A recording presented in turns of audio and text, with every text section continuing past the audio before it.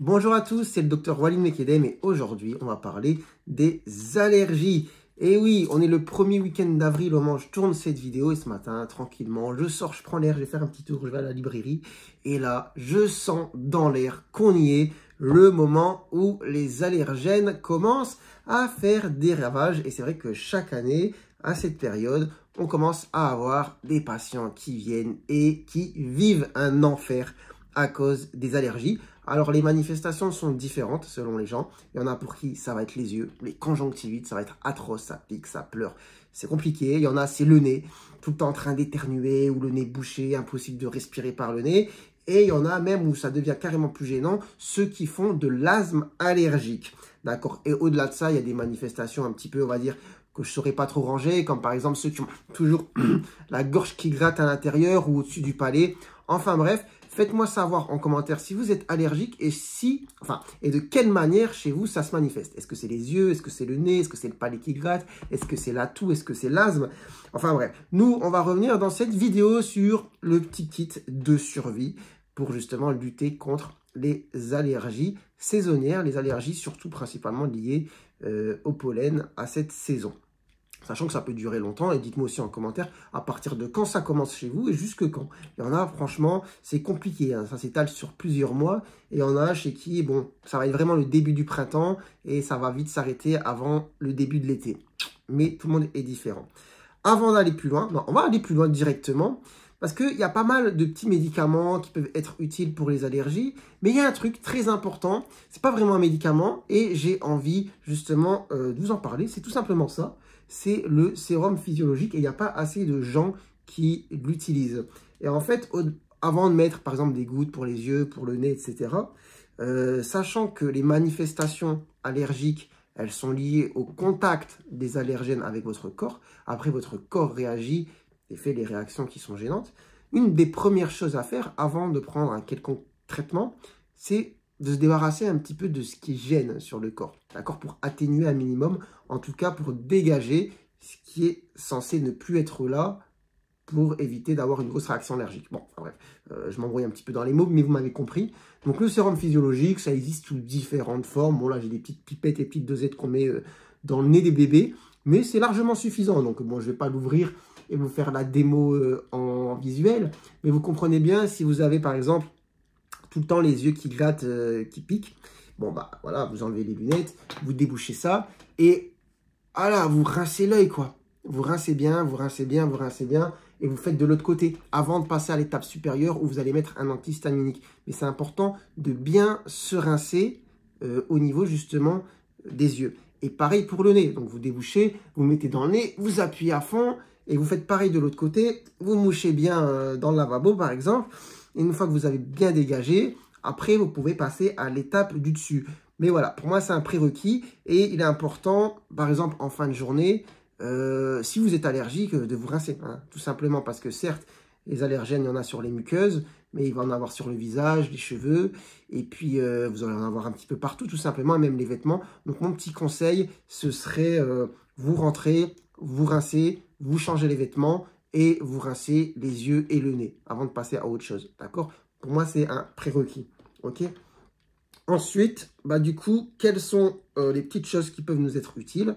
Bah, pas très compliqué, on a les petites gouttes antihistaminiques. Donc, si vraiment les yeux, ça vous gêne, eh bien, vous pouvez mettre ça. Hein. Donc, après, bon, je ne vais pas citer de marque spécialement, il y en a plusieurs. Donc, vous voyez avec votre médecin s'il y a des gouttes antihistaminiques qui peuvent vous aider.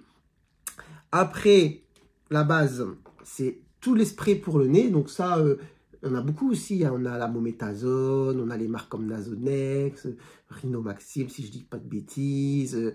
Enfin bref, vous en connaissez. Tout le monde a des marques un petit peu différentes à son habitude. Et d'ailleurs, ce qui est marrant avec les traitements antihistaminiques, c'est que, sachant que c'est pas un antihistaminique vraiment, hein, ça c'est des corticoïdes pour le nez. Donc, ça calme l'inflammation, etc. Ça calme la réaction inflammatoire au niveau du nez. Ça permet de libérer les voies respiratoires et d'éviter d'avoir tous les symptômes pour le nez, alors que les gouttes, en général, c'est des antihistaminiques.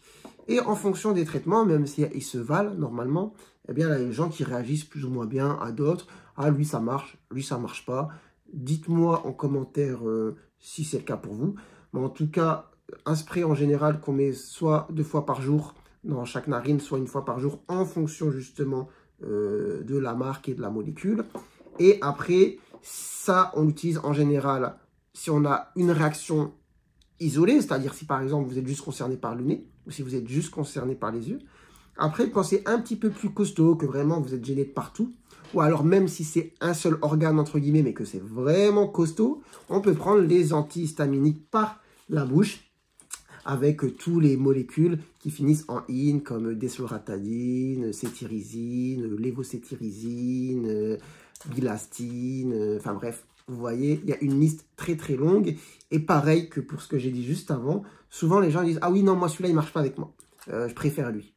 Bon, bah, dites-moi en commentaire aussi s'il y en a qui ne marchent pas avec vous et s'il y en a qui marchent avec vous. D'accord? Et si c'est le cas, bah, lequel? Tout simplement. Donc ça permet de soulager, on va dire, la manifestation allergique de manière globale, vraiment sur l'ensemble du corps. Donc ça peut être une bonne alternative. Mais par contre, juste le petit souci des cachets antihistaminiques, c'est que c'est souvent un petit peu, ça fait dormir. C'est pas non plus un somnifère, mais ceux qui ont l'habitude de prendre ça savent très bien que, bah, en tout cas, pas chez tout le monde, mais chez certaines personnes, ça donne un bon coup de barre. Donc après, bon, il y a des petites astuces, hein, peut-être des fois, il vaut mieux le prendre le soir que le matin. Dites-moi aussi en commentaire, est-ce que ça vous fait dormir, les antihistaminiques? Et après, une petite parenthèse pour conclure sur l'asthme, donc 2 bonbonnes. La bleue, c'est la ventoline, salbutamol, et ici, j'ai un corticoïde inhalé. Petite différence, on va faire le distinguo. Donc, les asthmatiques, quand il y a les allergies, en tout cas quand ils sont asthmatiques, allergiques, les cannes de toux, pas possible, c'est compliqué de respirer, un peu de l'essoufflement. Donc, on a la ventoline qui va permettre d'ouvrir les tuyaux, de soulager un peu, de calmer la toux, mais ça ne règle pas l'inflammation, d'accord, que vous avez au niveau des bronches. Et donc, en général, il faut partir parfois sur un petit traitement de fond de quelques semaines, le temps des allergies, un corticoïde inhalé qui lui permet en fait de calmer le feu, d'accord, et d'éviter d'avoir à utiliser régulièrement ça. En général, ça, vous allez devoir quand même l'utiliser, ok, mais pour éviter de devoir l'utiliser ça 12 fois par jour, sachant qu'il ne faut pas utiliser 12 fois par jour, eh ben on prend un corticoïde inhalé, genre le matin et le soir. Ça calme un petit peu le feu, ça permet d'avoir moins de gêne et à avoir moins utilisé la ventoline. Voilà un petit peu pour le kit de survie des allergies pour le printemps, pour la saison printemps-été 2024 et toutes les autres, hein, de toute manière.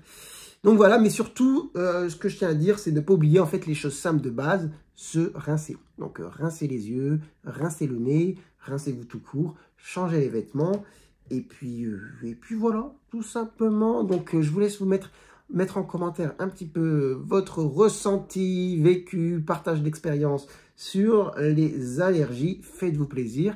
Mais sur ce, quand même, je vous dis, profitez tout de même des beaux jours qui arrivent. Prenez soin de vous, prenez soin de votre santé et à très bientôt, je l'espère, pour de nouvelles vidéos. Allez, ciao, ciao.